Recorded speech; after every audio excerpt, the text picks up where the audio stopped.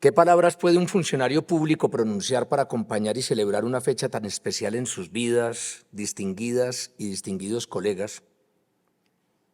Sin caer en la sensibilidad, pero tampoco en el acartonamiento y el tedio propio de lo gubernamental. Me preguntaba ayer, cuando acometí el redactar algunas notas para atender la gentil invitación que me hiciera la decana a acompañarles hoy. ¿Qué tiene que decirles un médico ya mayor, a quien la práctica médica, los servicios de urgencia y los quirófanos que alguna vez y por años me acogieron, estimularon y retaron, le están ya vedados por no contar con la actualización, la práctica y la experticia necesarias para el trabajo asistencial? ¿Cómo mi experiencia como secretario de Salud de Bogotá puede representar algún interés en esta fecha? Me propongo, tal vez con pretensiones superiores a mis capacidades, sembrar en mis jóvenes colegas hoy esperanza, orgullo y entusiasmo para emprender la vida profesional. Debo empezar por decirles que a partir de mañana, en los distintos servicios que atiendan, se encontrarán con una extraña circunstancia. Cuando duden sobre un diagnóstico o una terapia, volverán la vista atrás como lo han hecho por largos años de formación y no habrá nadie. Ya no tendrán la mayoría una profesora o profesora a quien acudir. Serán ustedes, el paciente y una condición sencilla o compleja que deberán atender, identificar, tratar y curar de acuerdo a sus propios conocimientos. Sus profesores y su universidad llegan hasta hoy. Ahora la responsabilidad es suya.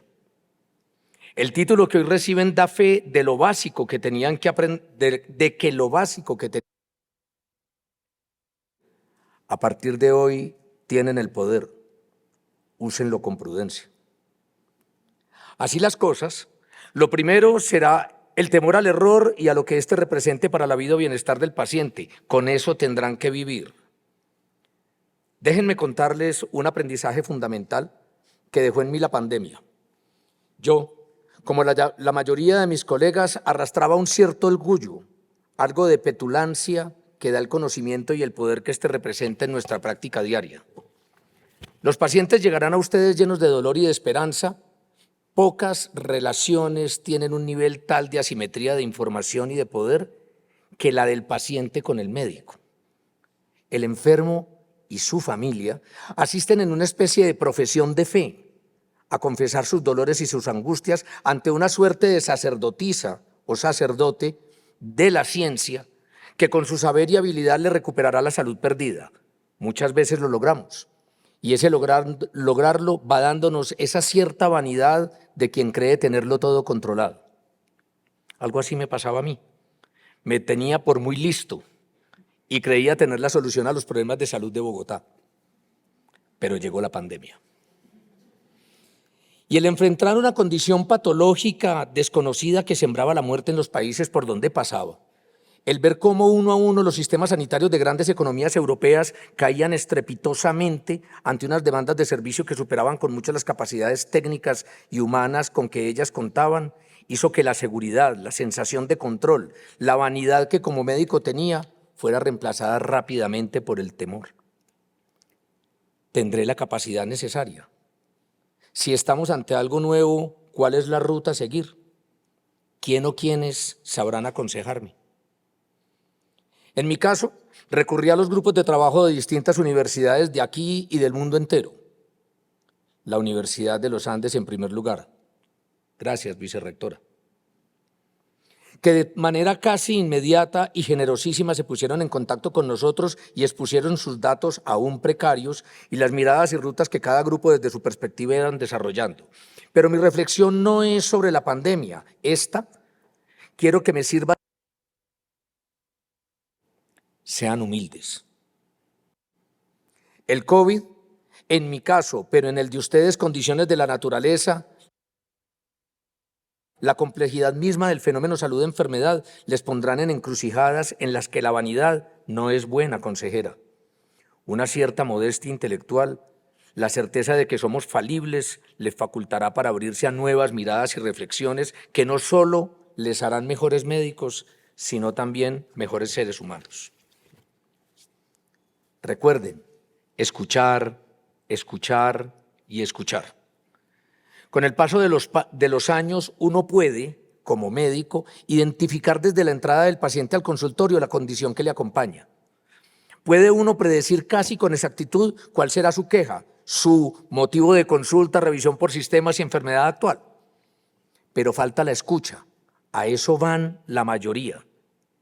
Estarán de acuerdo conmigo que no es extraño que saquen un papelito en el que han anotado los hijos, parejas o cuidadores aquello que no deben olvidar. Acuérdese de decirle esto al doctor, papá, cuando lo atienda. El acto médico es un acto de escucha respetuosa, escuchar al paciente, pero también escuchar a sus acompañantes, a su familia y a su entorno.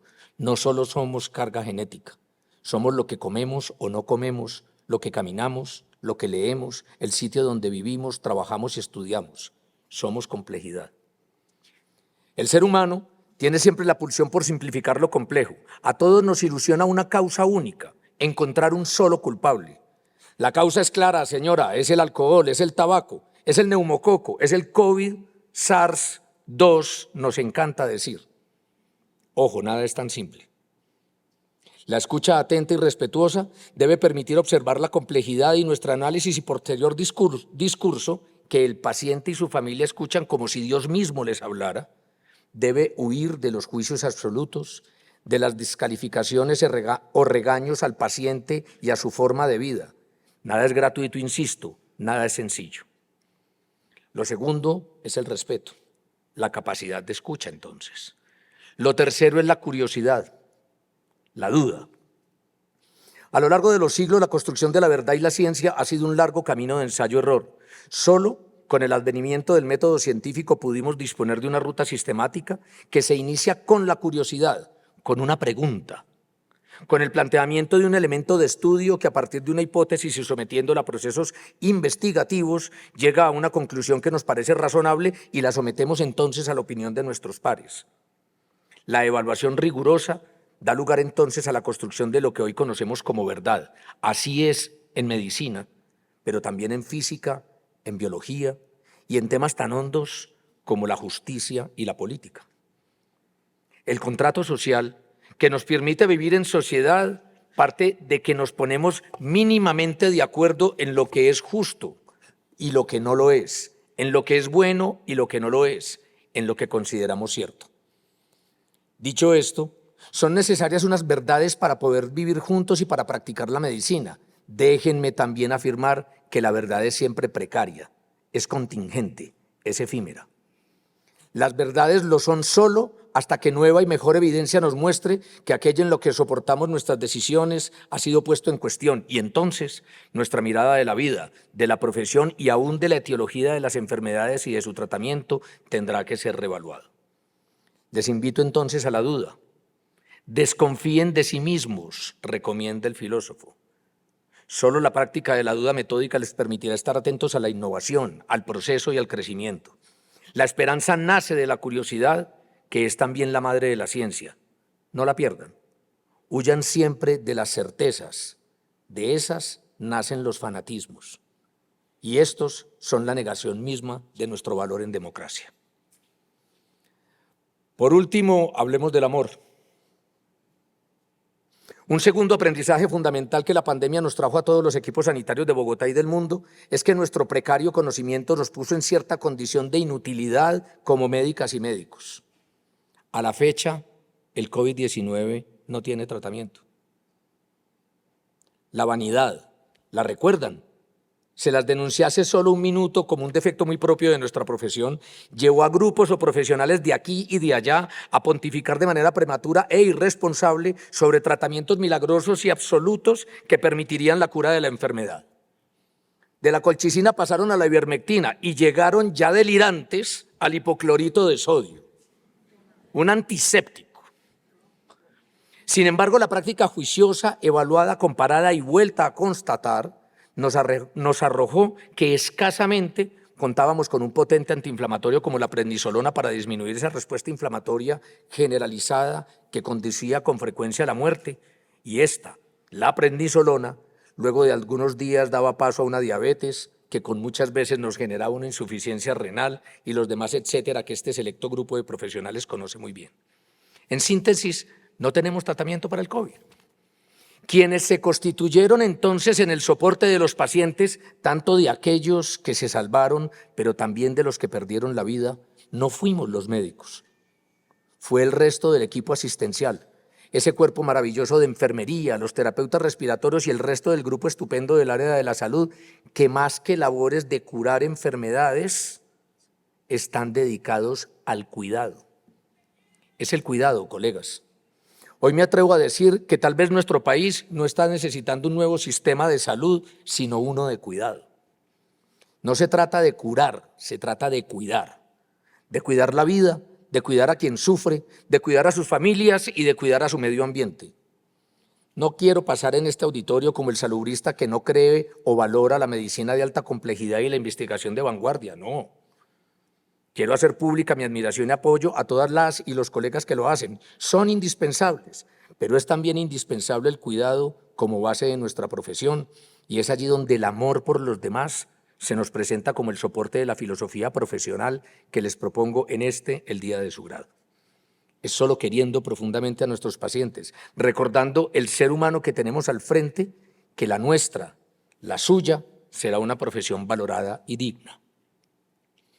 Humildad, escucha, curiosidad y amor. Entonces termino. Este colega, ya entrado en años y con algunas batallas libradas contra enfermedades, catástrofes y desconsuelos, les quiere animar a la esperanza. Este es un día que recordarán la vida entera. Sean felices. Dense la oportunidad de explorar nuevos caminos. Algunos que no estaban en esa ruta que se trazaron o les trazaron hace ya muchos años. Siéntanse orgullosas y orgullosos de su esfuerzo y de su título. Nosotros, sus mayores, nos sentimos orgullosos de poder llamarles colegas. Feliz noche.